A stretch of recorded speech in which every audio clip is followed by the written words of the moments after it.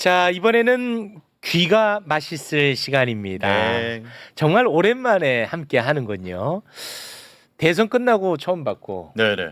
대선 국면에서도 한 번도 뵌 적이 없네요. 음. 진짜 오랜만에 함께하는 유시민 작가 만나러 지금 출발합니다. 유시민 오랜만에 함께합니다. 와. 유시민 작가 박수로 맞이합니다. 아 진짜 오랜만에 뵙겠습니다. 네. 그렇게 오랜만인가? 아, 정말 오랜만이에요. 예. 보고 싶었잖아요. 그렇습니다. 자 그리고 또 한 분이 더 나와 주셨죠. 유시민 작가의 애독자. 네. 요새 유시민 작가 덕분에 네. 책벌레가 됐어요. 그 전에는 맞아요. 완전히 그냥 까막눈이었는데 예. 이제는 책 없이는 하루도 살 수 없다. 똑똑해졌어. 하루라도 책을 읽지 않으면 입안에 가시가 돋는다라는 네. 이야기를 하고 있습니다.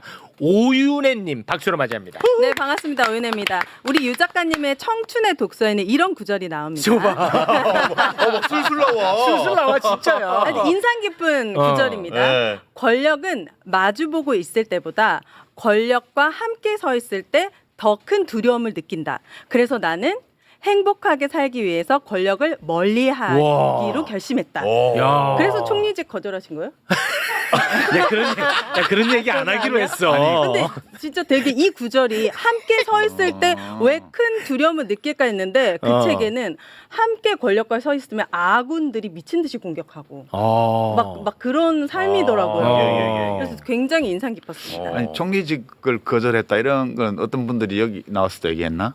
아니지 다른 데서 얘기했나? 저는 낚시에서 제가 봤어요. 솔직히 말씀드리면 여기서 이제 어떤 누군가가 얘기를 했어요. 근데 아. 저는 그런 발언이 진위업은 몰라요. 저는 뭐 조금 적절치 않은 것 같아서 얼른 막 뭉개고 넘어갔습니다. 예. 근데 제가 또 저러고 있네요. 아 죄송합니다. 이거 적절치 않은 발언인가요? 그게 사실 뭐 그 사실관계는 뭐 아이 분명히 할 필요는 있죠. 있어요? 그게 이제 제가 드릴 수 있는 말씀 이런 정도인 것 같아요. 뭐 저한테 총리를 해달라고 했는데 제가 거절하니까 그다음에 뭐 김민석 의원을 지명을 하고 이랬다 그런 거는 난 모르겠고 모르죠. 그냥 제가 아는 범위에서는 이재명 대통령의 인사 구상 중에 네. 총리감을 이렇게 찾는 과정에서 네. 그런 검토 대상 중에 한 명이었을 수는 있다. 아, 이게 첫 번째고 알겠습니다. 네. 두 번째는 예. 이제 다시 공직을 맡을 의향이 있는지를 물어본 적은 있다. 아, 그럼 나는 뭐 어떤 공직도 할 생각이 없음을 분명히 했다. 단호하게. 네. 그 정도만 하죠. 네. 그러니까 뭐 행복하게 살기 위해 권력을 멀리할 결심을 아니 하였다. 그런 게 아니고 행복하게 살기 위해. 아 여기 책에 그렇게 쓰셨잖아요, 작가님이. 아니 그 책 따로 말씀 따로 하시면 안 되죠. 작가님 책인데. 이거는 그 아, 근데 독자로서 실망합니다. 그거를 그 공직을 한다고 해서 꼭 불행해지는 것도 아니고 예. 공직을 안 한다고 해서 꼭 행복한 것도 아니에요. 이거 사람마다 달라요. 사람마다 다른 거죠. 예, 어떤 사람은 공직을 해야 행복한 사람이고 그건 맞습니다. 이재명 대통령 같은 분 예. 요새 얼마나 행복해 보여. 아유 이럴 거면 좀 신났어. 진작시켜 주지 맞아요. 그랬어. 난 이런 생각이 많이 들더라고. 네. 맞아요. 그리고 이제 저 같은 스타일은 그런 공직 수행에서 그것이 이제 객관적으로 볼 때 보람 있고 훌륭한 일이라 하더라도 예. 개인적인 만족을 얻는 스타일은 아니니까 아. 이게 나는 그렇다 그런 거지. 그렇지, 네. 그렇지. 혹시 일반론으로 아니요, 오해해서 아, 일반론. 유시민은 네. 그렇다. 아, 네. 유시민은 사람마다 그렇다는 네. 거야. 좀 별난 놈이라서 네. 아, 유시민은 그렇다. 그런 네. 점도죠. 예. 네. 와 시작부터 아주 어려운 질문이 들어가가지고. 죄송합니다. 윤혜야, 네? 너무 고마워. 아 그렇지 않아도 요거 하나만 좀 여쭤보고 시작을 해볼까 합니다. 예. 유시민 작가님과 우리 매불쇼 그동안에 함께하면서 윤석열을 이겨내는데 큰 도움을 받았단 말이에요. 그럼요. 그래서 아, 그냥 그럼요. 오로지 그냥 개인적으로도 너무 감사하고 개인적으로도 큰 위안이 됐거든요. 예. 근데 유시민 작가님이 정치평론 하지 않겠다. 그리고 그 민들레 칼럼을 또 쓰지 않는 것 같더라고요. 진짜요? 이게 또 어떻게 된 사연인지 제가 그게 좀 궁금해가지고요. 뭐 그럴 필요까지 있으신가 해서.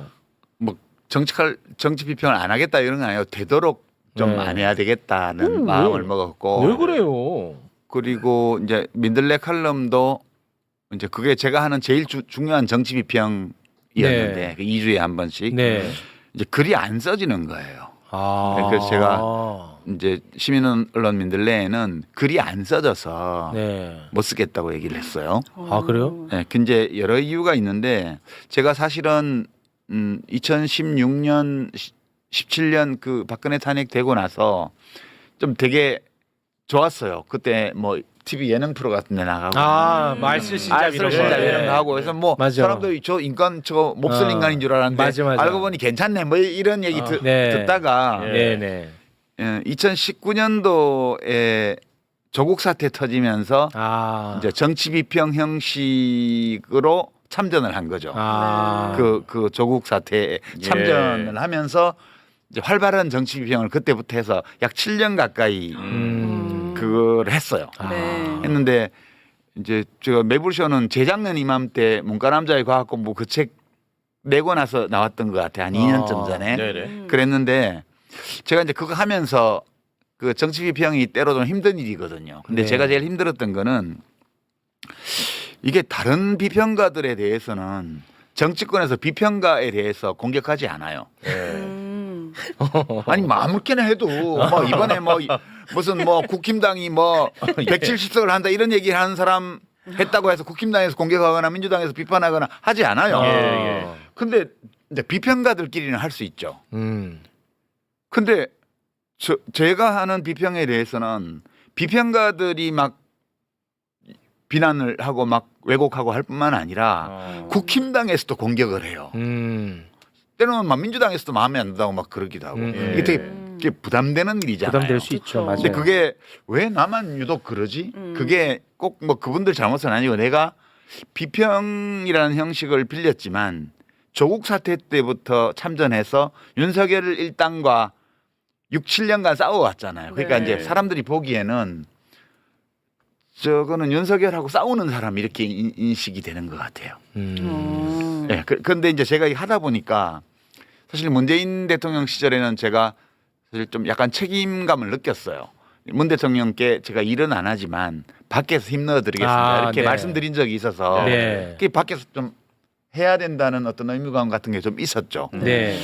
그리고 이제 이재명 대통령이 지난번에 낙선할 때 그때는 그런 의무감보다 난 아무것도 약속한 게 없으니까 내가 무슨 부채의식을 가진 것도 아니고 그렇죠. 개인적으로 아주 친분이 깊은 사이도 아니고 근데 너무 마음이 이제 안쓰럽고 정말 그렇게 사방에서 공격받으면서 모함 받고 악마화 당하고 이런 걸 보면서 저렇게 어려운 환경에서 태어나서 자란 사람이 정말 민중의 성원을 받으면서 최고 권력자의 자리에 올라서 좋은 정치를 펼치는 거 이걸 네. 되게 보고 싶다는 생각이 많았어요. 그래서 그걸 또 했거든요. 네. 근데 지난번에 됐으면 좋았는데 안 돼가지고. 또 떨어졌네. 네네네. 그리고 윤석열이 이제 엉망으로 국가를 운영을 하고 막 횡포를 부리고 결국 계엄령까지 가니까 계속 싸웠단 말이에요. 그렇죠. 그 과정에서 선거 비평도 하게 되고. 근데 때로는 내가 하는 비평이 민주당 쪽에 도움이 될 때도 있겠고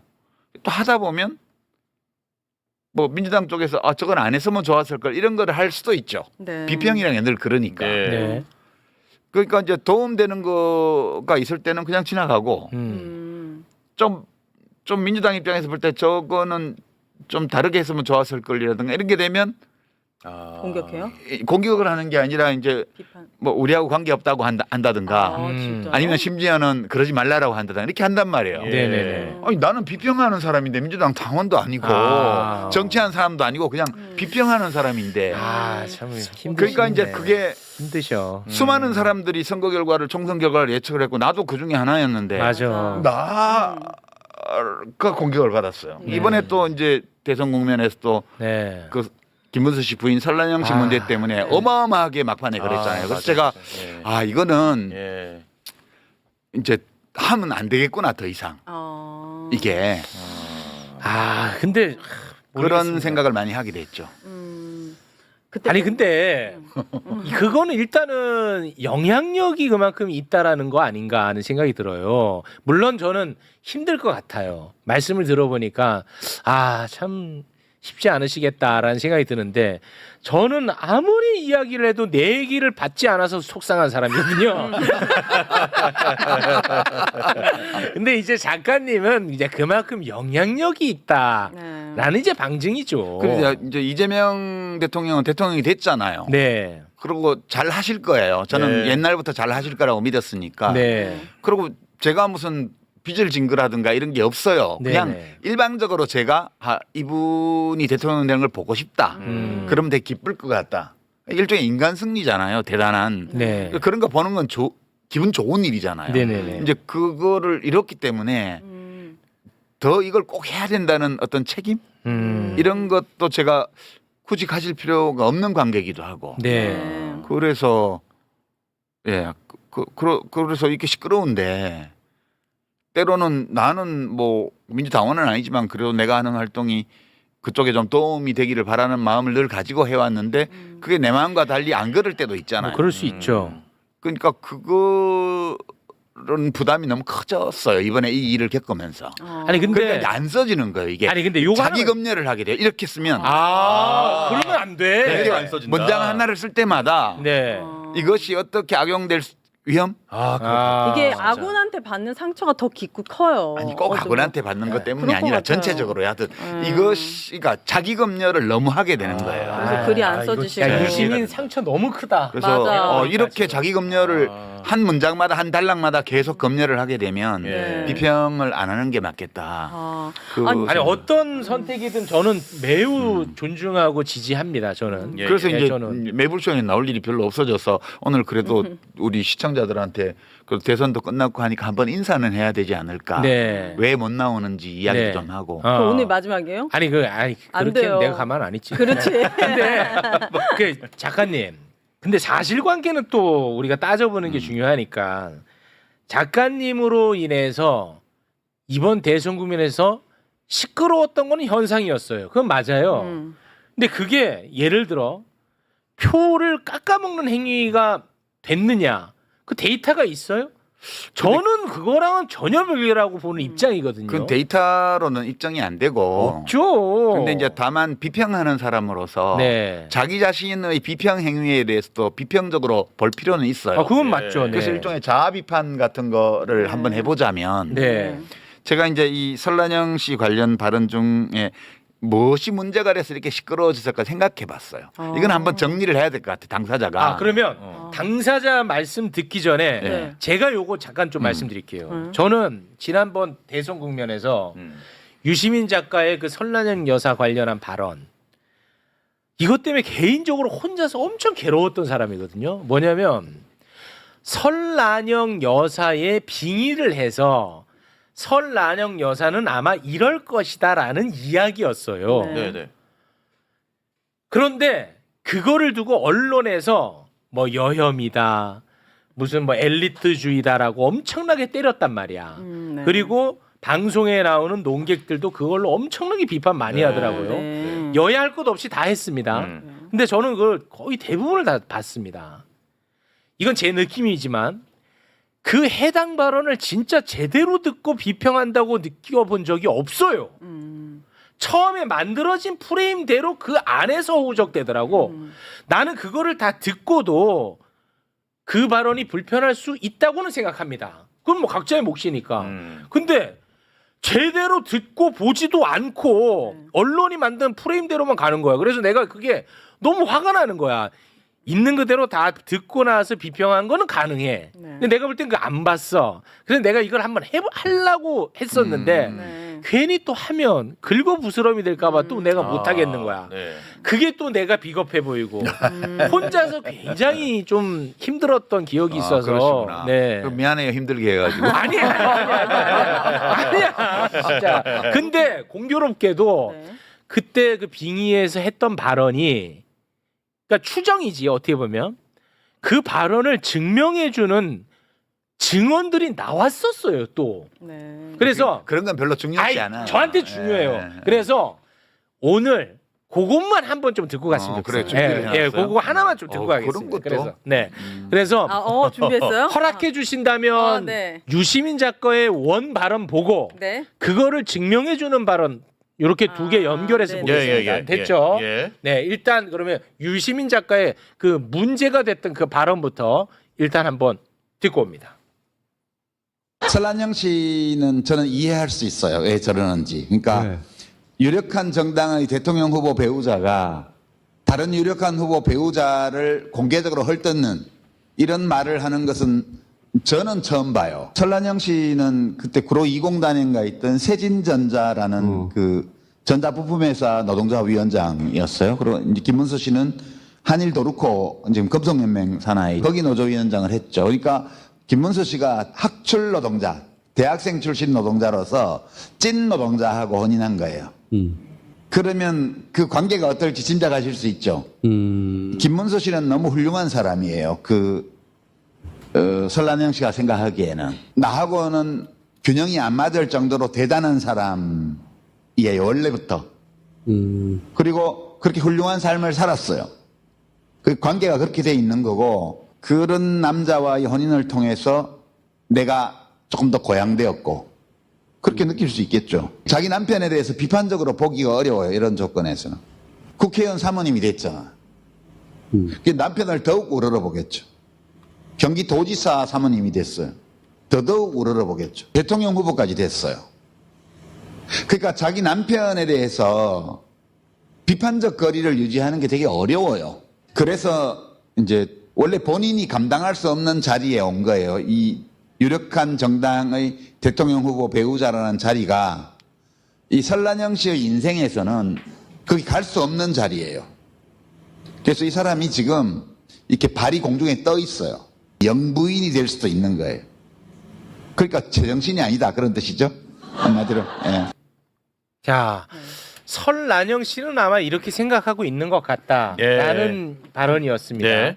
자, 저는 이걸 보고 되게 이상하다, 문제가 된다라고 그때도 생각 안 했고 지금도 생각 안 하는데 네. 이걸 다 보고 야, 이거는 문제가 있다 발언 이렇게 생각하는 사람도 저는 있을 수 있다고 뭐 보는 각자가 입장입니다. 생각이 다를 수 있으니까. 그렇습니다. 예. 근데 대신에 좀 보고 판단해라 하는 차원에서 요거를 이제 보여드린 거고 예. 이게 추정해서 말씀을 하신 건데 참 공교롭게도 과거에 설란영 여사와 함께 노동운동을 했던 분이 또 증언을 한 게 또 있어요. 마침 예. 그거 한번 또 듣고 오겠습니다.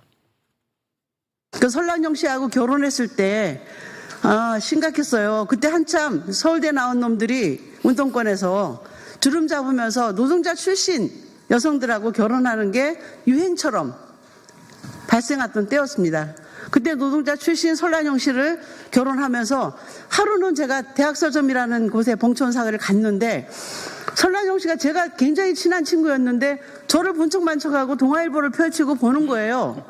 그래서 이상하다고 생각했는데 그걸 보고 나더니 책꽂이에 이제 먼지를 터는 거예요. 그래서 야, 너 뭐해? 나 왔는데. 그랬더니 나 할 일 많어. 동아일보 사설도 봐야 되고 한겨레 신문 사설도 봐야 되고 조선일보 사설도 봐야 되고 일본어까지 공부해야 된다. 이렇게 이런 얘기를 듣고 깜짝 놀랐어요. 근데 김문수 씨는 그때 설랑영 씨가 갖다 준 밥을 서점에 쪽방 안쪽에서 밥을 먹고 있었어요. 그래서 제가 소리 질렀어요. 야! 노동자 출신하고 결혼했으면 있는 그 자체로 존중해야지. 이게 뭐 하는 짓이냐. 그러면서 존중할 수 없는 그런 태도에 대해서 질책하고 돌아섰습니다.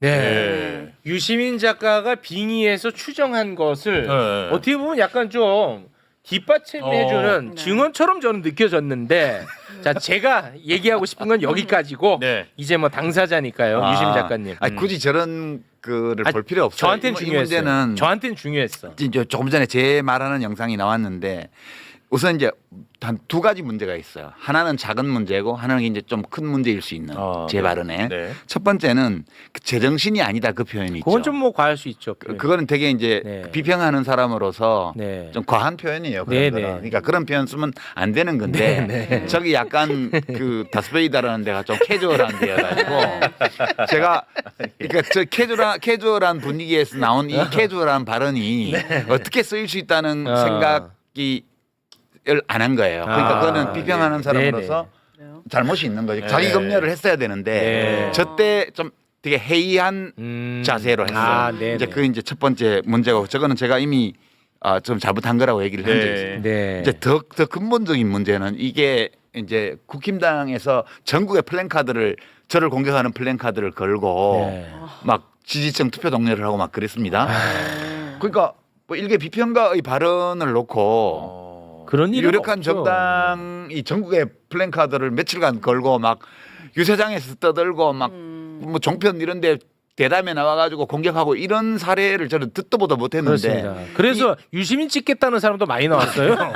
인지도 너무 올라가가지고. 아니 출마도 안 했는데. 근데 아까 제가 한 발언 중간에 보면 학출 노동자 김문수 씨가 찐 노동자 설란영 씨하고 혼인했어요. 이렇게 말을 하고 나서 네. 그 관계가 어떨지 짐작하실 수 있죠. 이렇게 말을 했어요. 그건 잘못된 말이에요. 그게 제일 큰 문제가 있는 발언인데. 그러니까 저는 대학 출신 노동운동가하고 찐 노동자가 혼인한 사례를 여러 알아요. 제가 네네. 80년대에 활동할 때 아까 또 이제 어떤 노동운동가 분이 말씀하신 것처럼 그 유행처럼 할 때 네. 해가지고 그런 커플들을 여러 알거든요. 네네. 근데 어느 커플도 김문수 설란영 커플 같지 않았어요. 그때도 이미. 예. 그 남편을 쥐고 흔드는 분도 있었고요. 아, 네네. 예, 그 관계가 다 부부마다 달라요. 네네. 근데 제가 찐 노동자하고 대학생 출신 노동운동가가 혼인하면 관계가 불균등해진다라는 것을 아주 일반론적인 것처럼 말을 해버렸잖아요. 제가 전날 저 얘기를 한 것은 김문수 설란영 부부의 개별적 사례에 대해서 내가 정보가 많고 과거에 인연이 있기 때문에 그 사람들이 왜 그러는지를 한번 이해해 보자는 입장에서 그 구체적인 사례 하나를 얘기를 한 건데, 그러니까 설란영 김문수의 관계가 이러하다 여기에 논의를 한정해야 되는데 네. 저 발언은 이 관계를 아주 일반화할 수 있는 발언이에요. 이제 그러니까 이게 잘못 말한 거기 때문에 이걸 가지고 확대 해석하면 이제 여성 비하, 학력 차별, 그죠? 노동 비하 이렇게 확전시킬 수 있는 거예요. 그러니까 저 잘못은 저 부부의 사례를 구체적으로 설명하는데 그쳤어야 되는데 한정했어야 되는데 일반화할 수 있는 형식으로 그 얘기를 한 거예요. 일부 네. 내용이. 작가님, 제가 네. 뭐 너무 호의적인지 너무 편파적인지 모르겠는데 저는 저거를 이렇게 받아들여서 문제 없다고 생각했던 네. 것 같아요. 두 사람이라면 그렇게 될 관계가 것이다. 된 거 아니겠습니까? 라고 저는 받아들였던 거예요. 그렇죠. 그렇게 받아들이면 좋은데 맥락상 그렇잖아요. 아니, 그렇게 안 받아들이고 만반의 준비를 갖춘 사람들이 널려 있는 게 이 세상이잖아요. 그러니까 비평하는 사람은 아니 그 맥락이라는 게 있잖아. 그러니까 비평하는 왜 또 굳이 사람은- 그렇게 말씀하세요? 그리고 저들이 이렇게 공격하는 거는 이렇게 작가님처럼 자기 비판이 가능하고 반성할 걸 아니까 오히려 물어뜯는 거예요. 아니 그게 아니라 그래서 내가 이거 좀 길지만 다 틀은 거야. 네, 네. 맥락이 있었잖아. 아니 맥락이. 그러니까 이제 그다음 들어봐요. 네네 알겠습니다. 근데 모든 사람이 최욱 씨나 우리 오연혜 씨처럼 네. 저하고 뭐 이렇게 방송도 하고 이래서 되도록이면 객관적으로 해석해 주려고 노력하는 분들만 있는 세상이면 이렇게 안 돼요. 근데 곡해하고 왜곡하고 공격할 만반의 준비를 갖춘 사람들이 있잖아요. 그러니까 저는 국힘당 진영 쪽뿐만 아니라 네. 기성 언론의 거의 모든 기자들이 싫어하는 인물이에요, 제가. 그렇잖아요. 이것도 저의 행위의 결과인데 제가 언론에 인터뷰도 안 하고 출연도 안 하고 압류도 안 하고 거의 대부분 네. 툭하면 기성 언론 비판하고 이러잖아요. 네. 그러니까 그분들 입장에서 보면 제가 공공의적 1호예요. 네. 영향력이 아니 그건 크니까. 통쾌해야죠. 아니 그쪽 입장에서 보면 아니, 그러니까. 그리고 윤석열하고 6년 넘게 싸웠어요. 네. 그 국힘당 쪽에서도 공공의적이에요, 자기들로서는. 그렇죠. 이제 그런 조건에 내가 있기 때문에 네. 이런 식으로 확대 왜곡해서 정치적 공격 소재로 사용할 위험 네. 이걸 충분히 인식하고 발언해야 되는데 제가 저렇게 공격당할 소지가 있는 발언을 한 거예요. 그건 그게 아니야. 저희 잘못이죠. 그건 예방 불가능해. 이건 여기까지고. 나는 반대. 그다음에 이제 어떤 비평가가 한 비판 중에 이런 게 있었어요. 무의식에 잠재의식에 여성 비하 학력 차별 이런 의식이 있기 때문에 저런 말을 한 거다. 네. 이렇게 하더라고요. 네네. 그래서 제가 생각해 봤어요. 정말 그런가? 생각해 봤는데 그럴지도 모르겠다는 생각을 한 거예요. 너무 그렇게 바르려고 아니, 하지 마요. 무의식의 영역이란 건 내가 의식을 어떻게 못하는 거잖아. 당연하죠. 그러니까 이제 이 문제는 내가 이렇게 심지어는 무의식의 영역에 있을 수 있는 것까지도 의식의 영역으로 끌고 들어와서 그것을 내가 자기 검열을 해야 된다. 비평을 계속 하려면. 아 너무 자기 비하하지 마세요. 아니, 비하가 아니요. 아왜 그래요? 아니, 그거는 진짜. 객관적으로 비평하는 거예요. 그러니까 네. 그거 무의식의 세계니까 내가 의식의 영역에서 그렇다 하는데 나도 말을 못 하는 거예요. 그럴 수도 있지. 근데 그런 것 때문에 저렇게 그 안이한 태도로 말을 한 것일 수 있기 때문에 네. 정말 무의식의 영역에 그런 게 있는지까지도 의식적 진단의 대상으로 삼아봐야 되겠다는 생각했고요. 여기까지가 이제 자아 비판이고. 네. 그리고 이거가 결과적으로 나타난 걸 보면 제가 매우 흥미로운 사실을 하나 발견을 했는데 네네. 이걸 가지고 이제 저를 비판했던 그룹이 두 그룹이 있어요. 첫째는 국힘당 패거리들이고 네. 이제 국힘당 정치인들과 후보 진영 네. 후보 부부와 네. 그다음에 뭐 그럼 그걸 편드는 자연스럽죠. 언론인들과 그걸 편드는 비평가들과 자칭 네. 그런 사람들이 공격하는 건 너무 자연스럽죠. 자연스럽고 네. 알 수 있어 왜 그러는지. 그렇습니다. 두 번째는 네. 여성의 전화나 뭐 민주노총이나 이런 시민사회단체 있잖아요. 네. 진보적 시민사회단체. 여기서 또 비난 성명이 많이 나왔거든요. 많이 나왔어요. 네. 이 둘은 동기가 달라요. 네. 이 두 번째 그룹은 정말로 어떤 비평가가 무의식의 영역에서라도 네. 이런 인식을 갖고 있기 때문에 저런 발언을 한 게 아니냐라고 의심할 수 있죠. 네.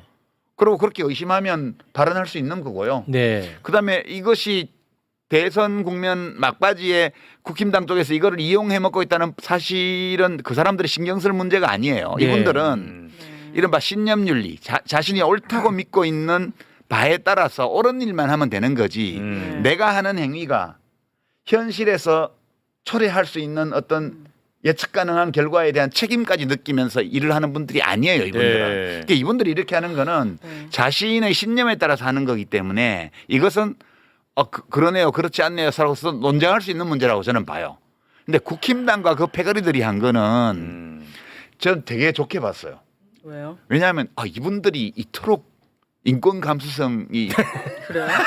그렇지 않다는 거 아시잖아요. 아니 근데 빼어나서 꼬투리 잡으려고 하는 그런데 설랑영 씨는 노조에 대해서 되게 개팍하고 못생겼다. 막 이런 발언 하는 거에 그러니까 대해서도 그것 때문에 비롯된 얘기야 이게 그러니까요. 다. 저는 그 발언이 오히려 더 불쾌하게 느껴졌어요. 노조도 했던 사람이. 그런 건 논의할 네, 그게 필요가 없고요. 네. 논의할 그 필요가 저는 없고. 기뻤어요. 이분들이 이토록 여성 비하에 대해서 예민하고 노동 비하에 그런 게 대해서 아니라는 거 예민하고 아시잖아요. 그런 사람들이 아니라는 거. 학력 차별에 대해서 내가 이분들 잘못 봤구나. 그 전에 뭐 여성가족부 폐지, 뭐 페미니즘 유 공격하고 작가님한테만 막 가혹한 거예요. 그래, 그들은. 뭐 노란봉투법 막 거부권 발동하고 막 노동조합 욕하고 이럴 때 제가 그분들은 정말 노동을 비하하고 여성을 얕잡아보고 그리고 학력 차별 의식이 찌드는 분들이라고 생각했어요. 근데 그런 사람들이에요. 이 일반적화할 수도 있을 저 약간의 좀 상당히 또는 심각한 실언.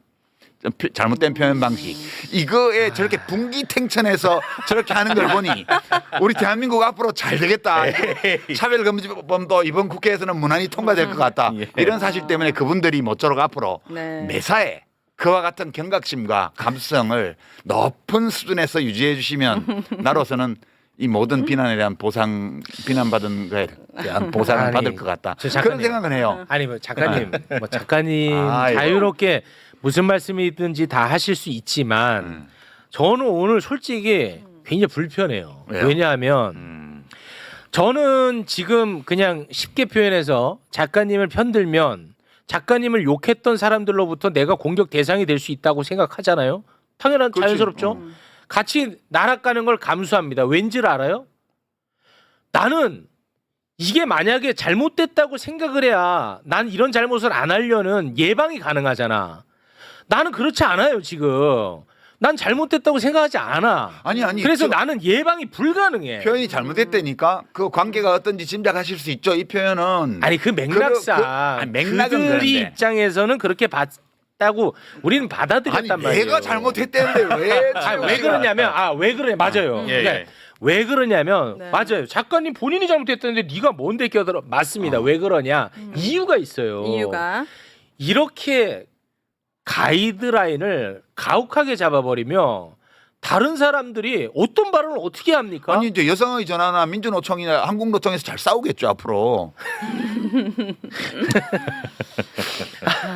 그렇잖아요. 그리고 국힘당도 이렇게까지 저를 비난했으니까 일관성을 지키기 위해서라면 안 지키잖아요. 그런데 앞으로도 일관성 계속 없잖아요. 무슨 없나? 없어요. 그만 좀 하세요. 여자 기자를 막 그렇게 그 꼬투리 팔목에 잡으려고 막, 그러고 네. 막 그거를. 상처나고 막 네. 난리도 아닌데. 아닌가 이거를 이런 식으로 가이드라인을 잡아버리면 어떤 발언도 못 합니다. 아, 그게 인간 세상이라니까요. 그러니까 비평하는 사람들이 그 점을 염두에 두고 할 수밖에 없어요. 근데 그 웬만하면 이렇게 해도 그냥 넘어가지고 비평가들끼리 야 그 비평이 맞냐 안 맞냐 가지고 좀 정말 진지한 토론을 하고 그렇게 넘어갈 텐데 이거는 선거 국면에서 네, 그냥 공격 수단으로 득표 네. 수단으로 이걸 사용을 했잖아요. 그렇죠. 그러니까 저로서는 좀 특이한 케이스라고 봐야죠. 네, 아, 이게 이 정도로 부담이 오면 정말 한 문장 한 단락을 쓰는 것이 좀 힘들어지는 거죠. 그러니까 네. 예. 그럼 그러니까 좀 그런 쉬세요. 좀 이제 원하시니까 조금 쉬면 돼.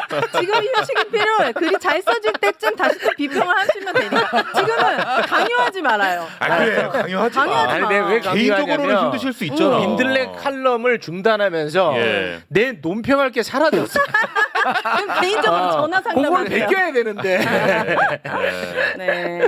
아니 그리고 또 너무 이렇게 또 상처받고 위축된 것 같아서 또 제가 그것도 가슴이 좀 아프고 아니, 이건 개인적인 감정입니다. 상처받은 건 아니에요. 네. 이게 되게 무서운 일이구나 이게. 아니 그거는 맞죠. 그런 거고 내가 신중할 필요는 있죠. 스스로 감당하기 어려운 정도의 그런 일이 생기는 네. 이 행위를 계속하면 그건 곤란하잖아요. 모든 일이 다 나로 인해서 생기는 건데 네. 나로 인해서 생기는 일을 내가 갈무리를 하기가 어렵다라고 느끼면 나로 인해서 그 일이 생기지 않도록 하는 수밖에 없는 거 아니냐. 에이 그건 아니죠. 여쭤보는 거예요. 아니 그 독립운동가를 친일파들이 다 손가락질했는데 그럼 독립운동가로부터 비롯된 건데 독립운동 하지 마요? 아 독립운동가도 그 일본 제국주의와 친일파들한테 빌미를 제공하는 경우에는 네. 그거에 대해서 그런 빌미 어차피 싸우는 관계잖아요. 네네네. 그러니까 우리가 전투 중에 민가에 오발탄을 쏘지 말아야지. 아 신중할 필요는 있죠. 적들을 향해서 조준 사격을 해야 되는데 네. 뭘 네. 잘못해서 민가의 장독을 깼어요. 네. 그러면 저 군대는 막 민가에 피해를 주고 민중을 괴롭히는 군대야. 네. 이런 선전의 소재를 제공하는 게 되잖아요. 아니 사람 죽인 것과 장독대 깬 것과 뭐가 더 잘못입니까? 사람 죽인 거 얘기 안 하고 장독대 깬 것만 얘기하는 게 잘된 세상입니까? 아니 근데 그런 인간과 그런 집단들이 존재하고 있는 게 우리 인간 세상이에요. 네. 그 점을 우리가 원래 비평하는 사람은 이거 신경 안 써도 돼요. 원래 비평하는 사람은 자신의 신념 윤리에만 철저하면 되거든요. 네. 근데 내가 이렇게 살다 보니까 어쩌다 보니까 이게 그냥 내가 저지르는 어떤 오류 이런 것들이를 민주당에 덮어 씌워 가지고 뭘 그렇게 할 수 덮어씌워요? 있는 세상이 되어 있더라고. 이것도 과대망상인지 모르겠는데. 과대망상이에요. 아니 작가님 네. 대한민국 전체를 청소하려는 사람이 장독대 하나도 깨지 않겠다고 생각하는 게 너무 오만한 거 아닙니까 아니, 오히려? 나는 그런 사람 아니거든. 아니 그러니까 그 장독대도 깰 수 있고 깼다고 혼날 수도 있죠. 그래, 아니, 깼으면 그러니까. 물어주면 되는 거고. 그러니까 계속 공격하는 거 아니에요 지금. 그래. 작은 흠결에도 저렇게 좋아, 막 이러니까 오유는 좋아. 성직자입니까 우리가? 아, 그럼. 그러면 진보 진영 비포형이 어려워져요. 저들 좋다. 룸살롱 가고도 말도 안 되는 재판 계속하는 사람들도 많은데. 아 좋아. 네, 그래서 저는 당분간 그냥 빈 활만 쏠려고요. 그러니까 집에서 혼자서 비평하거든요. 커피 마시면서.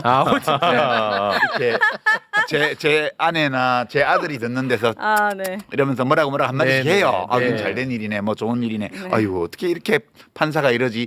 이런 거를 이제 화살을 채우지 않고 빈말을 혼자 쏘는 거예요. 네. 네, 그렇게 지낼 거예요. 알겠습니다. 당분간. 지금 네. 댓글에 네. 이 주제로 너무 길게 얘기하는 그러니까 거 아니냐라고 독서 이야기 하는데 언제 하냐고. 이런 얘기 하려고 모신 거고 정치 비평 안 하십니다. 여러분 지금 오해하고 계시네. 네. 이런저런 이야기하면서 이제 뭐 그냥 잠정적으로 네. 시간도 다 돼가네, 그죠? 끝인사 하는 거예요 오늘. 잠정적이요. 네, 끝인사 아니에요. 그리고 책 이야기는 안 돼. 조금은 해야지. 책 이야기. 네, 네. 아니 네. 내 책 얘기가 아니라 독서에 관한. 아 그러니까 독서에 관한 독서가 이야기. 뭐가 좋죠? 여기 작가분이 준비 엄청 해줬더만 한 네. 마디도 아직 안 나와. 아니, 오늘 원래 이제 주제는 독서 아니야? 우리가 정보를 접할 수 있는 네. 너무나 많은 매체가 있는데 꼭 이런 시기에도 독서를 해야 되느냐. 이게 이제 큰 주제였거든요. 네. 5분이라도 해야지. 네. 어머나세요. 네. 독서를 왜 우리는 꼭 해야 되느냐. 네. 아니 꼭 해야 될 건 없어요. 아 그래요? 이게 책이라는 거는 그 책을 쓴 사람이 무슨 말을 하고 싶은 거잖아요. 사람한테, 예. 독자한테. 네. 그러니까 어떤 메시지를 담고 있어요. 음. 그런데 이 메시지를 여러 방식으로 전달할 수 있는데 그 중에 이제 제일 오래된 형식이 책이에요. 이거 오래됐다 그래봐야 그리 오래된 건 아니고 네. 몇백 년밖에 안 됐어요. 책이라는 미디어가 생긴 것도. 그러니까 종이에 문자 텍스트를 찍어서 네. 그걸 쓴 사람이 읽는 사람에게 어떤 메시지를 전달하는 거잖아요. 그렇죠.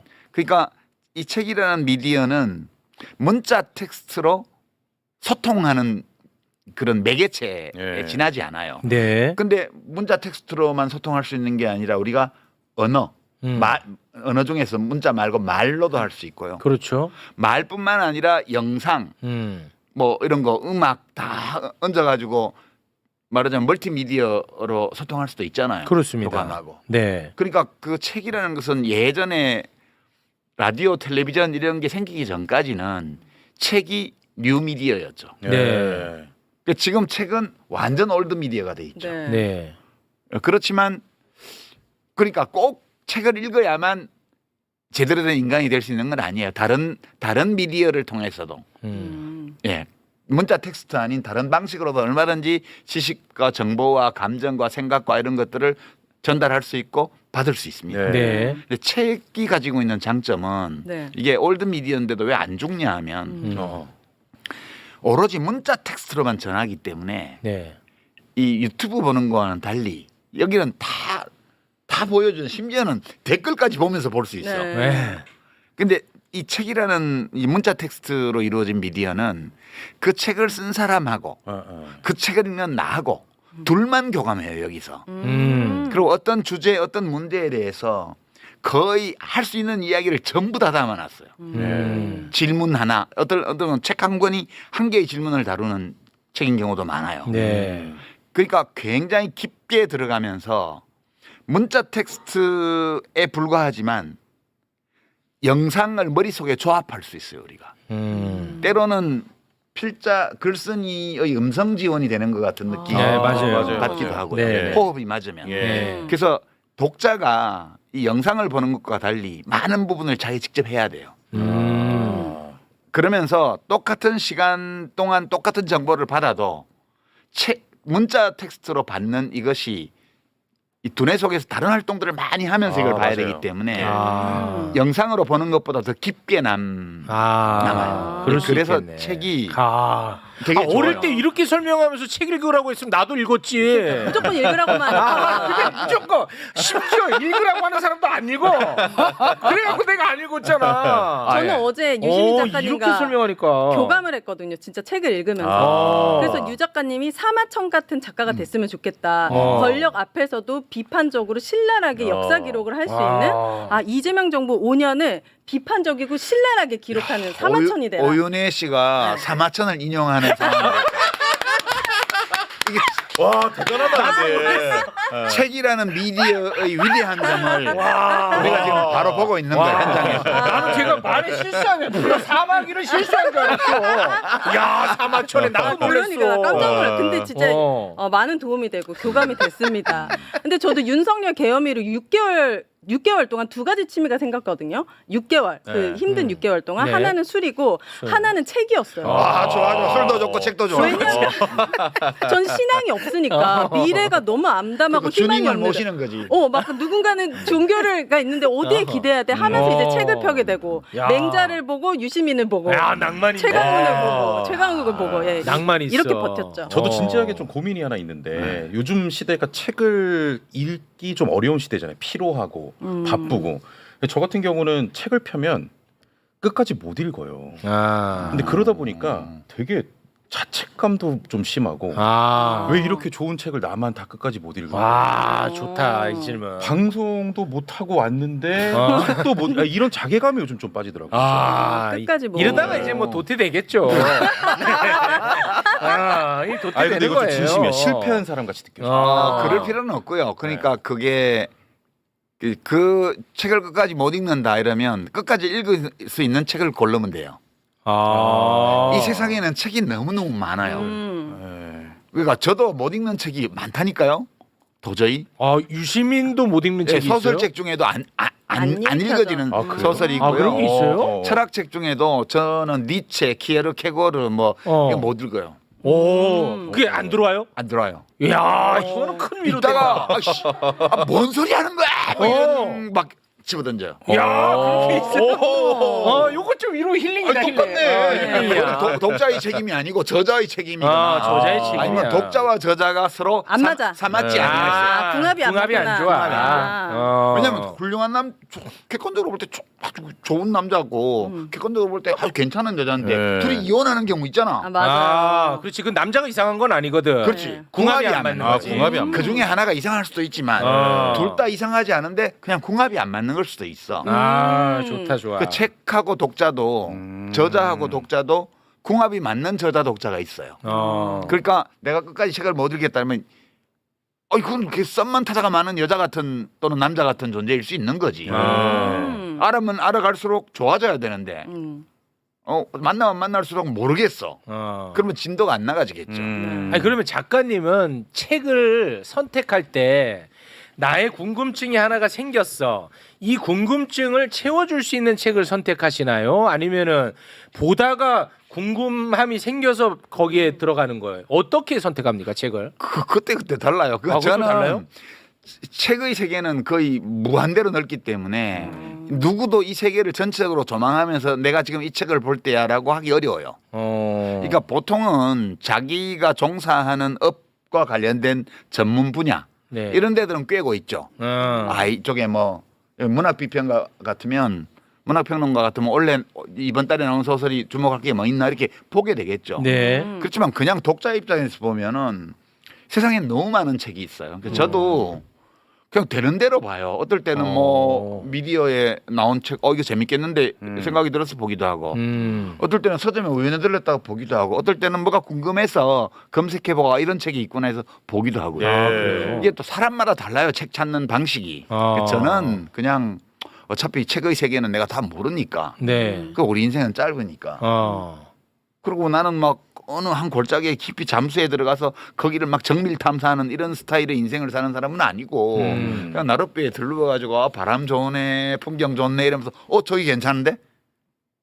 붕어 있겠는데? 그러면 이제 낚싯대 들이고 이렇게 사는 사람이어서 그래요? 책 고르는 것도 대충 그렇게 골라요. 그런 거는 괜찮아요. 저는 분명히 이 책을 다 읽었는데 한 달 뒤에 보면 너무 새로워. 영화도 마찬가지거든요. 영화 그렇습니다. 그러니까 이 책이 그냥 어떤 무의식 쪽에 자리 잡고 있는 거야? 아니면 다 기억을 해내야 하는 거예요? 다 기억 못해요 어차피. 진짜 아예 나는 새롭더라고. 책을 다시 볼 때마다. 그러니까 책을 한 권을 한번 일독을 하면 그중에 극히 일부만 머릿속에 저장이 되죠. 나머지는 어떤 분들은 무의식의 영역으로 간다고 그러고 어떤 분들은 그냥 망각하는 거라고 그러는데 네. 제 느낌에는 어떤 부분 상당한 양은 그냥 망각하는 거고요. 네. 우리 뇌에서 모든 정보를 저장할 수 없기 때문에 아, 그냥 시간 지나면서 많은 부분 없애버리는 거예요. 네. 또 일부만 남게 돼요. 그것도 괜찮아요. 그러고 이제 자기가 그 책을 보면 내 이 책 읽었는데 하고 기억을 잠시 떠올려 보면 몇 가지 기억이 나겠죠. 네. 근데 그는 다 사라지고 몇 개만 우리가 이해할 수 없는 어떤 메커니즘을 통해서 내 머리에 남은 거예요. 그 다시 책을 펼쳐보잖아.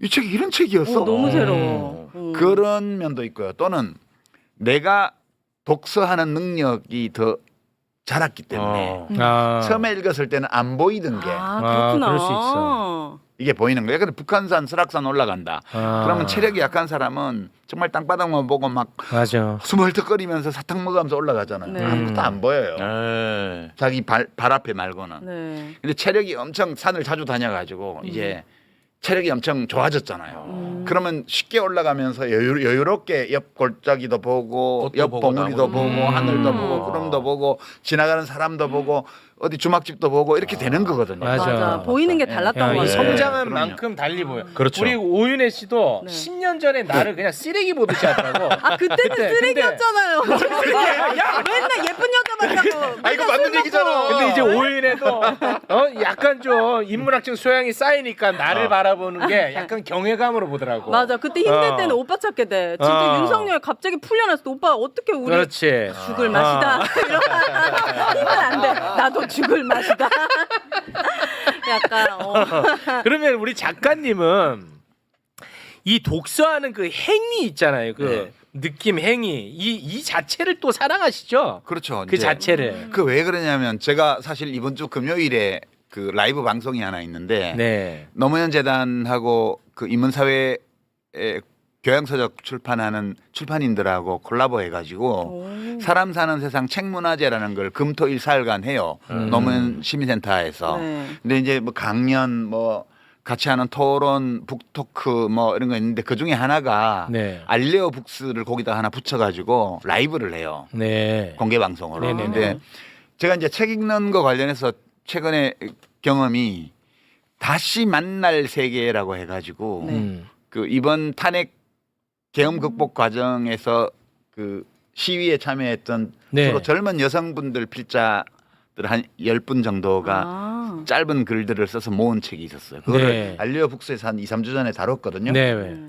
되게 재밌었어요. 그 이제 계엄 이번에 인생 1회차 계엄을 당한 사람들의 얘기예요. 아, 전부 다. 네네네. 그리고 이제 이번 금요일에 다룰 책이 문학평론하는 김명인 선생 책인데 두 번의 계엄령 사이에서라는 제목인데 그게 이제 돌베개에서 나온 책인데 그 책을 다루기로 했는데 그게 첫 번째 계엄이 주된 내용이에요. 이분의 인생 1회차 계엄. 1979년 80년. 그 계엄 때 이분이 당했던 일들에 대해서 이제 회성록이라 그래서 성찰적으로 그때 일들을 돌아보는. 그러니까 저희는 같은 공간에서 활동했던 사람에게 재미있게 읽었죠. 제가 그 두 책을 보면서 책이라는 게 진짜 대단하구나. 그러니까 이 다시 만날 세계라는 이번에 인생 1회차 계엄을 맞았던 그런 여성 시민들이 네네. 쓴 책을 우리 같은 우리 연배에서 보면 네. 되게 새로워요. 이 사람도 이랬구나. 왜냐면 우리는 일단 우리 2회차들은 일단 도망가고 보는데 얼마나 무서운지 일단 무서워서 아니까. 뭐 국회 부의장 이하경 의원 같은 경우에 그 뉴스 보자마자 강하지 않고 굶어 죽을까봐 집에 다시는 못 돌아올 수 있으니까 강하지 않고 정처도 안 정하고 핸드폰 끄고 막 걸어가는 도중에 그 사모님 전화기로 민주당 원내에서 연락이 와갖고 빨리 국회로 오라고. 그 이분은 국회에는 당연히 봉쇄됐을 거라고 생각을 하고 국회 가면 죽는다고 생각한 거지.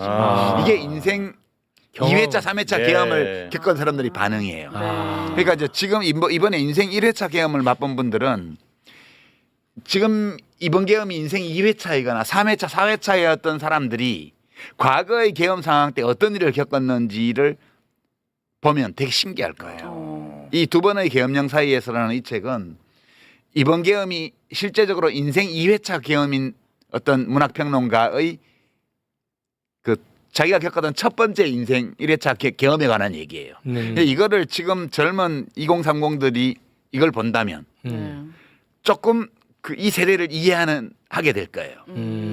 왜 응원봉 시위를 보면서 집회를 보면서 저 아재들이 막 감격의 눈물을 흘리고 이게 도대체 왜 저러지? 그렇게 놀라운 약간 일이. 홍사운 기자 같은 분 뭐 계속 울더라고 그분은. 울잖아. 네.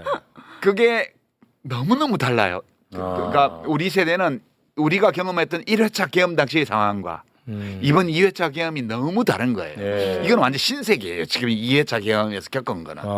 그러니까 이 세대가 서로 다른 세대가 각자의 경험이 다르기 때문에 상대방을 잘 이해하지 못하고 있다가 네. 이 책에서 자신이 겪은 경험에 대한 이야기를 깊이 있게 하잖아요. 네. 그러니까 이걸 읽어보면 간접 경험이 되는 거죠. 그러니까 내가 겪은 경험과 40년 전, 50년 전에 겪었던 경험. 네. 그 세대를 이해하는 징검다리가 돼줄 수 있어요. 이제 그런 경험들이 이 책은 되게 궁합이 잘 맞는 짝이야, 두 권이. 다시 만날 세계라는 이 책과 두 번의 계엄령 사이에서라는 이 책은 서로 궁합이 잘 맞는 책이에요. 네.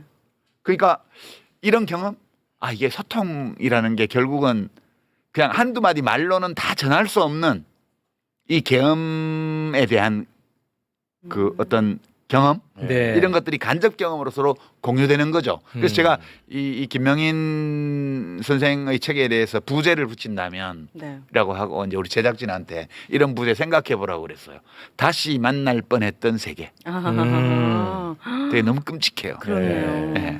근데 확실히 우리 작가님은 책 얘기할 때가 제일 행복해 보이네요. 그러니까 반짝반짝. 내가 여자 얘기할 때 그 표정이 진짜 손짓, 그치, 눈빛, 그치. 반짝반짝 표정 이 하시잖아요. 모든 게 행복해 진짜 보이신다. 내가 여자 얘기할 때랑 너무 흡사해서 나 혼자서 막 키득거렸어.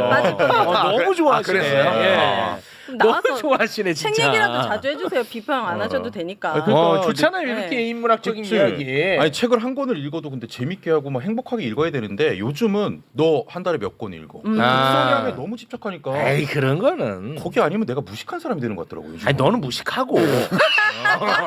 그거는 맞고. 그건 맞아. 그건 그렇다고 맞아. 무슨 네. 몇 건으로 이렇게 접근해 오는 무식하면 애들도. 어때요? 뭐 사회에 피해 주는 거 아니 없잖아요. 근데 실제로 요즘 어. 독서량에 집착하는 친구들 많아요. 아유 그런 건 의미 없고. 아, 네. 그러니까 그러니까 독서량에 집착하는 거는 제 생각에 물론 책을 많이 읽으면 좋긴 해요.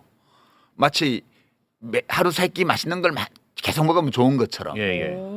근데 하루 세 끼 계속 맛있는 걸 먹는다는 걸 자랑하는 건 되게 촌스러운 일이라고. 그게 아니고 내가 밥을 한 끼 먹더라도 여러 가지 생각을 해서 내가 먹고 싶은 걸 찾아서 먹고 싶은 방식으로 네. 함께 먹고 싶은 사람하고 먹는 거 이런 게 되게 우리 인생에서 기쁨이잖아요. 네. 책도 똑같아요. 책도 많이 읽으면 좋긴 하지만 네. 많이 읽는 것이 선은 아니죠. 그렇죠.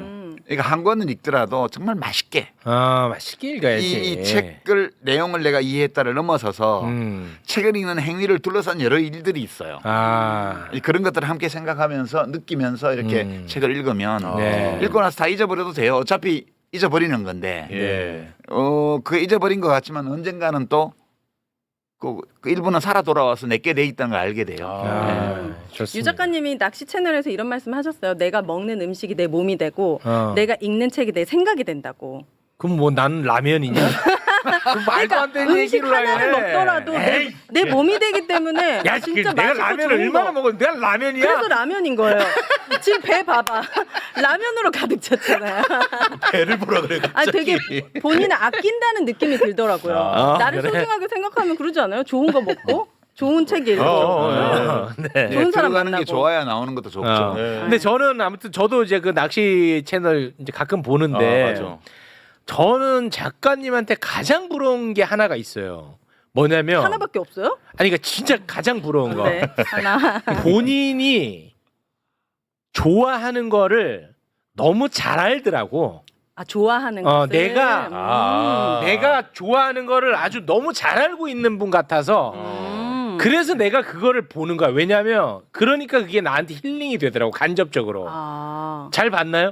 예, 근데 너무 좋아하는 그 게 영상 보여. 보면 그냥 영상을 보지 말고 틀만 놓고 어떨 때는 가만히 있으면 밤에 그 새 소리 있잖아요. 우리가 밤 낚시할 때도 많이 찍기 때문에 네. 밤새 소리가 있어요. 밤새 소리. 밤새 소리. 가만히 듣고 있으면 정말 한 10가지, 15가지의 악기를 연주하는 오케스트라처럼 들릴 때가 있어요. 네. 새 소리들이 어울려가지고. 예. 이제 가끔 좋은 소리들이 잡힐 때가 있어요. 그러니까 보지 말고 그냥 틀어만 놓고 네. 조회수 올리려고 하는 거 아니에요? 아니. 왜냐면 내가 낚시를 하다가 이렇게 탁, 그 밤이니까 아무것도 안 보이니까 갑자기 귀를 이렇게 탁 열고 새 소리들을 몇 종류의 새 소리가 들리냐 이렇게 듣고 있으면 이상하게 그 새 소리들 사이에 리듬이나 이런 조화가 생긴 것처럼 그렇게 들리기도 해요. 그리고 되게 그런 즐거움도 함께 있고 그래요. 네, 그 낚시하시고 그리고 맛있는 음식, 음식 먹고. 술 드시고 얘기 나누고 이럴 그리고, 때 그리고 거기서도 또 자기 또 책 읽은 얘기도 하고 네. 사람 만난 얘기도 하고 막 그러시더라고. 네. 그 너무 행복해 보이는 거야. 최욱 씨는 취향이 없어요? 좋아하는 게 분명하지 않아요? 저는 방송하고 네. 칭찬받을 때가 제일 행복하거든요. 저는. 방송인이네. 네, 저는 근데 그게 길지가 않아. 왜냐면 얘네들이 오늘 잠깐 칭찬했다가 바로 욕하거든. 5분마다 바뀌니까 그게 방송의 아, 습성이지 돌아버리겠어요 뭐. 제가. 그러니까 책은 그거보다는 좀 오래 가더라. 아 이거에 관련돼서 유 작가님 책에서 진짜 멋진 말이 있었는데 내가 내 자신을 칭찬하지 않고 타인의 칭찬에 휘둘리면 타인이 나를 나락을 보낼 수가 있다고 했어요. 그래서 내가 나를 칭찬하는 게 되게 중요하다고 했어요. 그래. 뭐야? 이 책 좀 읽어봐 청춘의. 아, 인용 많이 스스로 하네. 자기 스스로 자신을 귀하게 해야 맞아요. 남이 아 나를 귀하게 봐요. 다시 천하게 만들지 못한다는 오. 거. 그 남이 나를 귀하게 만들면 남이 나를 천하게 만들 수 있다. 다시. 맞아 이 말이에요. 멋지죠. 이 맹자 말씀인데. 아 그죠? 맹자요. 제가 맹자 씨 좋아해요. 맹자 씨는 맹자 선생님. 아, 그래요? 맹자 선생님. 야. 맹자 씨 좋아요. 아 그분의 글은 따뜻하고 아니 풍자 씨 생각나잖아. 맹자 씨라 그러니까. 아니, 진짜 맹자님의 인생 수업을 읽었거든요, 네. 작가님. 되게 따뜻하고 이분이 측은지심이 있는 보수주의자라고 하셨거든요, 유 작가님이. 근데 확실히 읽으면 되게 따뜻해. 아 따뜻해. 위로받아. 야 오윤혜. 정인아 왜 이렇게 똑똑해 진짜? 야 오윤혜 좋은데. 다 개몽된 겁니다, 윤석열로 인해서. 네. 윤석열 효과죠. 네. 왜냐하면 책을 한 권밖에 읽은 책이 알려져 있지 않은 권력자가 내란을 저질러서 지금 저렇게 됐잖아요. 아. 그러니까 우리는 그 반대로 가야 되지. 많은 책을 읽은 시민이 돼야 되겠다. 아 맞아. 그 말 알겠습니다. 아 진짜 이게 무식하다는 게 저는 위험하다는 건 진짜 윤석열 중에서 나는 솔직히 뭐 무식한 걸로만 뭐라고 하는 것에 대해서는 좀 불편함이 있었던 사람이에요. 와 근데 무식함이 정말 위험한 거구나 하는 그럼요. 거를 윤석열을 통해서 많이 깨달았습니다. 그냥 무식한 게 아니고요. 내가 매불쇼에서 몇 번 얘기했잖아. 학습 능력이 없다. 아, 학습 능력이 이럴 때 없는 거. 최욱 씨가 정리를 해서 무식하다는 것은 현재의 상태를 말하는 거고 학습 능력이 없다는 것은 미래에도 그 상태라는 것을 알려주는 거죠. 그렇게 정리를 했어요. 그때. 그걸 제가 한 거예요? 예. 오. 또 칭찬 좋아한다 또. 휘둘리지 말라고. 아 요거는 이틀은 가겠는데 아 좋은데. 그래서 내가 최욱 씨가 그냥 그 유력한 방송인 그 저널리스트로 인정받는 건 아니다라고 얘기를 했죠. 아이고 맞습니다. 제 이야기를 또 우리 유시민 작가가 인용을 하니까 더 있어 보이는데 그러니까. 얘네가 제 거를 가끔 갖다가 인용하는데 네. 쓰레기로 만들어요. 아 진짜. 그러니까. 네, 누가 인용하는지도 중요합니다. 네 그렇습니다. 고맙습니다. 저는 개인적으로 정치 이야기 할 때보다 더 좋았던 것 맞아. 같아요. 저는. 더 위로가 되고. 네, 너무 좋았는데 가끔 뭐 이 정도 이야기는 하실 수 있지 않겠습니까?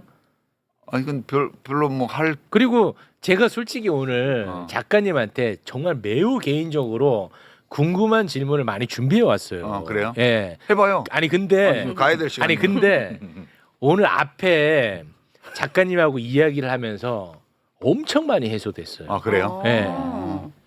그렇구나. 어, 체육 해소 방송이야 뭐야? 아니 네. 그러니까 내가 지금 정말 고민하고 있고 힘들어했던 것들을 진짜 오늘 질문을 많이 해왔는데 야 유시민도 저렇게 고민하면서 사는구나. 그렇죠. 다 그런 식으로 조금씩 사람인데. 맞춰가면서 사는 거구나. 맞아. 하는 거를 내가 너무 많이 배우고 죄송하지만 또 위로도 많이 받았어요. 유시민 귀한 줄 알아야 돼요. 아니 모르는 사람 없어. 체육 귀한 줄 알아야 되고. 모르는 사람 맞아. 없어. 최영진 귀한 줄 알아야 돼요. 네. 야 유시민도 본인 삶 안에서 저렇게 고민 많이 하고 네. 상처받고. 상처받고 네. 평소에는 고민 안 하는 사람으로 보였어요? 아니 그러니까 뭐냐면 자기의 해답을 자기가 탁탁 갖고 있다고 생각했죠. 맞아. 예, 그래서 이제 저도 오늘 정말 많이 준비해 왔어요. 되게 구체적인 질문들을. 근데 뭐 유시민도 저렇게 얼마나 깊이 있게 고민하다가 내놓은 답이겠어 오늘. 맞아요. 예. 그게 느껴집니다. 그게 느껴져가지고 저한테 네. 해답이 됐습니다. 네. 그 하여튼 책 읽는 거는 중요해요. 특히 비평하는 분들이요. 꼭 제가 이제 조언을 하나 드리면 우리 재작년 6월에 여기 처음 나와가지고 내가 첫회 둘째 3회 가면서 네. 그 프란스 드바리 쓴 침팬지 폴리틱스 얘기를 네네네. 했잖아요. 난리 났었죠. 그러니까 그게 그냥 나와서 윤석열을 비판하는 거하고 저런 스타일의 저런 행위를 하는 사람을 왜 권력자로 뽑았으면 그렇게 필연적이든 우연이든 그런 스타일의 권력자가 권력의 정점에 올라갔을 때 그에게 앞으로 무슨 일이 닥칠 것인가 그리고 그런 일이 닥치는 이유가 뭔가를 학술적으로 상당히 설명을 했잖아요. 맞습니다. 네, 네. 그러니까 그 책 한 권을 읽고 한국 정치 특히 윤석열 시대의 한국 정치를 보는 거하고 그런 이론적인 기초 없이 그냥 인상 비평으로 자기 기분 따라 비평하는 거하고 아주 달라요. 정말 다르죠. 그러니까 제가 이제 네. 오늘 나온 김에 예. 이제 많은 비평가 젊은 비평가들이 지금 활동하고 있습니다. 종편에 워낙 프로그램도 많고 하기 때문에 뭐 공중파도 일부 그런 거 하는 거 네. 있고 제가 아쉬움을 늘 느끼는 건데 그냥 언론에 이미 보도된 거 남이 한 말 이런 것도 필요하면 인용하고 다 써야 되지만 자기가 본인이 공부를 해야 돼요. 맞아요. 그러니까 공부를 안 하니까 거의 매일 나와서 비평하는데 한 2시간씩 네. 아무 타격감이 없잖아. 맞아. 와 진짜 맞아. 그러니까 내가 나가서 비평을 하는데 어떤 타격감도 없다는 거. 누구도 내 말을 귀 기울여 듣지 않다는 거. 아무 반향이 없다는 거는 내가 하는 말이 내가 하는 비평이 별로 쓸데없다는 뜻이에요. 쌀로 그렇지. 밥 짓는 얘기. 그러니까 네. 좀 발전하기 바랍니다. 아, 그러니까 맞는 말씀. 공부를 하고 진짜 맞아. 예, 뭐 하나라도 이 공론장에서 어떤 우리가 지금 다루고 있는 문제의 표면과 이면 이 모든 것들을 조명해 보는데 네. 참고가 될 만한 뭐 하나라도 내가 가지고 간다. 아 진짜 이 맞아. 생각을 하면서 비평들을 좀 해줬으면 네. 시청자로서 맨날 종종 보는데 너무 맞는 말씀. 러닝머신 위에서 타면서도 보고 뭐 그거 저 장애인 자막 방송 해놓고 이제 소리 안 나게 해서 다 맞아요. 보잖아. 근데 너무 깝깝한 거예요. 대한민국 공론장의 앞날이 캄캄하다 정말 이런 수준이면. 예. 그래도 저는 네. 좀 희망을 보는 게 저는 유시민 작가랑 뭐 내가 개인적 인연이 있어 뭐 내가 아무것도 없습니다. 근데 제가 유시민 작가를 좋아하는 것은 그동안에 내가 못 봤던 것들을 얘기해주고 그리고 내가 정리 안 한 거를 말씀해주고 그래서 내가 좋아하는 거거든. 네. 굉장히 유시민만 할 수 있는 부분이니까. 근데 그거를 방송을 보시는 분들 그리고 대한민국 시민들도 그걸 안다는 거야. 당연하죠. 그 유시민이 나오면 아 내가 뭐 조회수 또 조회수지. 조회수가 말을 하지. 그러니까 내가 그 얘기를 하자는 게 아니고 예. 그만큼 또 사람들이 많이 본다는 거는 나랑 같은 생각을 갖고 있다는 아, 거죠. 그렇지. 당연하죠. 그렇지. 그건 그 희망이 있는 거죠. 음. 별 얘기 아닌 거 아무짝에 쓸모없는 이야기는 들으려고 하지 않더라 시민들. 그걸 안다 판단한다. 그러니까요. 그 희망의 포인트죠. 예. 맞아요. 그러니까 그거에 부응을 해줘야죠. 젊은 비평가들. 그러니까 이제 나오셔야겠죠. 작가님이 해주시면 됩니다. 아니 나는 이제 젊은이들에게 자꾸 기회가 가 있죠. 아직 기회를 더 받을 잘하게. 준비가 안 된 것 같고. 알겠습니다. 아, 그 얘기 하려고 빌드업을 했구나. 길었네. 빌드업이 길었어. 아니, 자주 나오셔야죠. 그래도. 네, 그렇지 못해가지고 눈치챘어. 네. 큰일 났네. 너무 늦어갖고 어떡하죠? 네, 이제 가야지 빨리 예, 가야지. 죄송합니다. 네. 자, 오늘은 여기서 마무리 짓고요. 뭐 정치 비평 꼭 아니더라도 뭐 이런 얘기 네, 인문학 코너 아, 없으면 개설해 주세요. 가끔 좀 저희와 함께 예. 해주시면 좋을 것 같다는 생각이 듭니다. 유시민 작가님 그리고 오윤혜 씨 두 분 대단히 고맙습니다. 감사합니다.